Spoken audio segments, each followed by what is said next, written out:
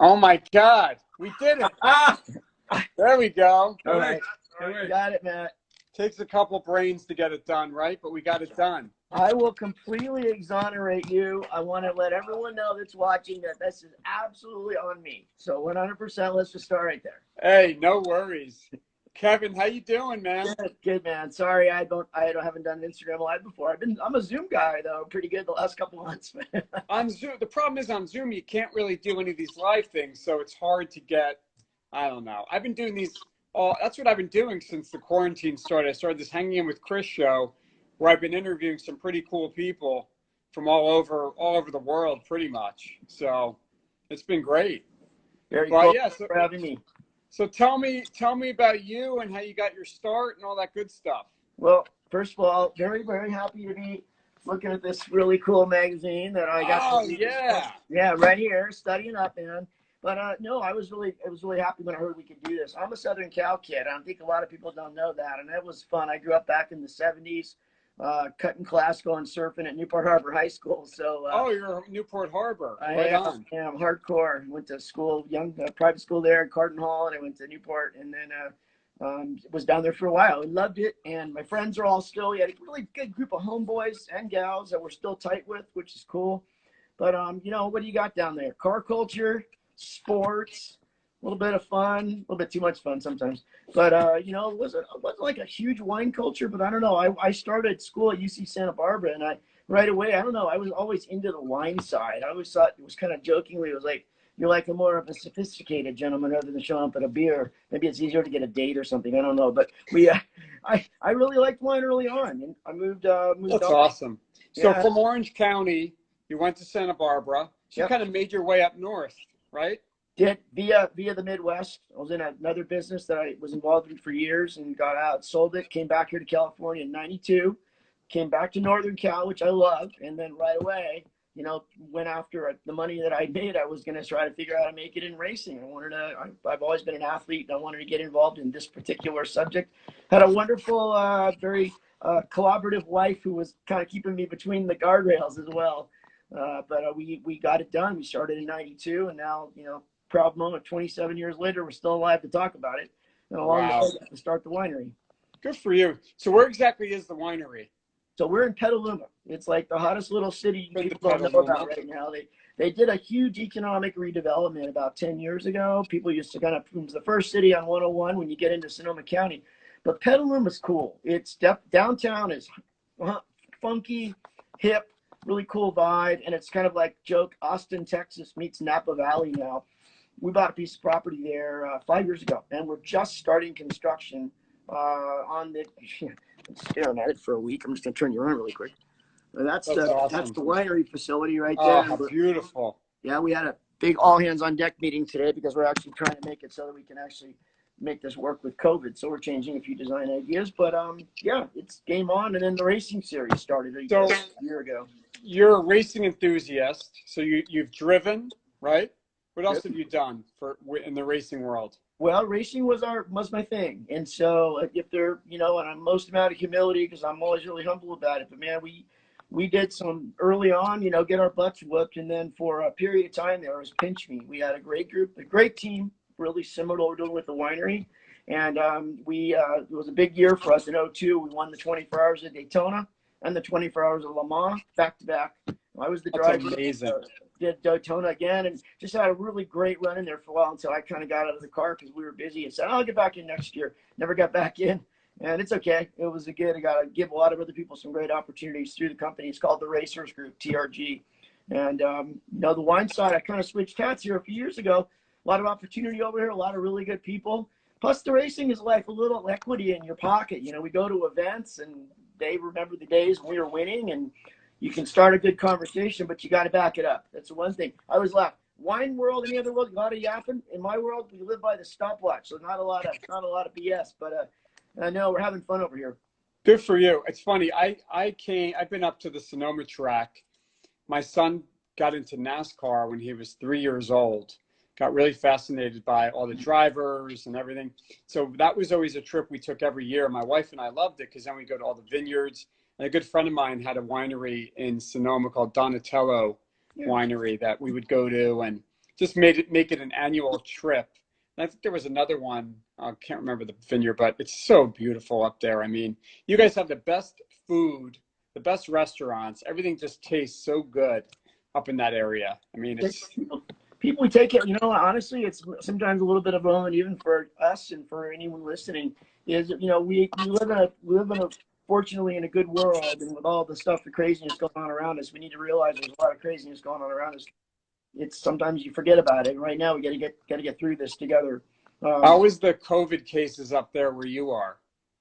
You know, it's not as, I mean, LA County is probably the worst. Yeah, we're spread out.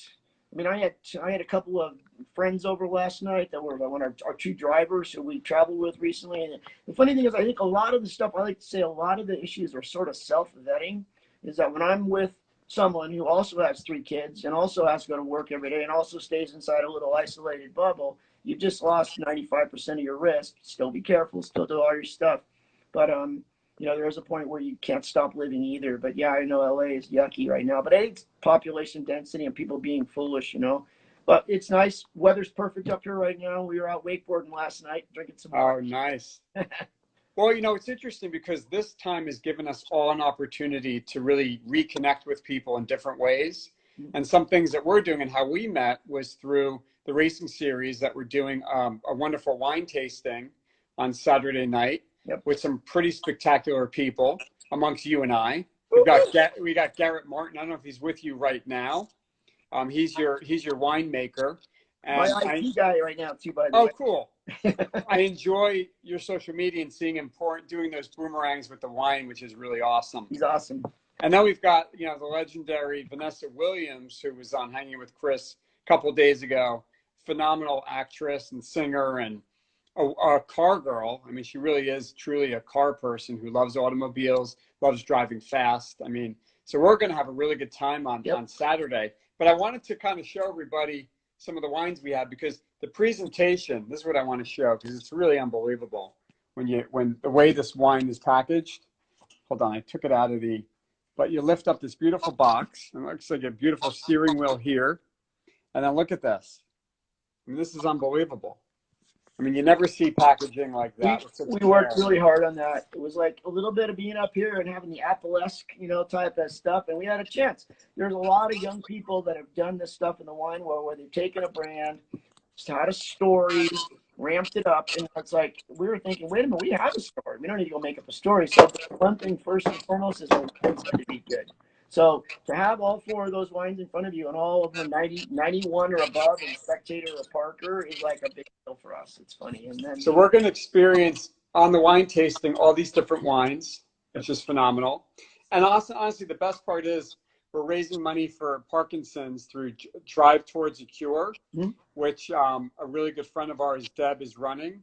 And she's also going to be on it too, Deb Pollock. She started the charity you know, right after her mother passed away from Parkinson's. So, you know, Drive Toward a Cure, everyone make sure you follow it and be a part of that, because also it's great to enjoy each other's company and drink good wine, but also it's also great to get back. So that's also an exciting thing. Absolutely. Hey, show them the shift top. What's that? Got the shift top in there with the shifter?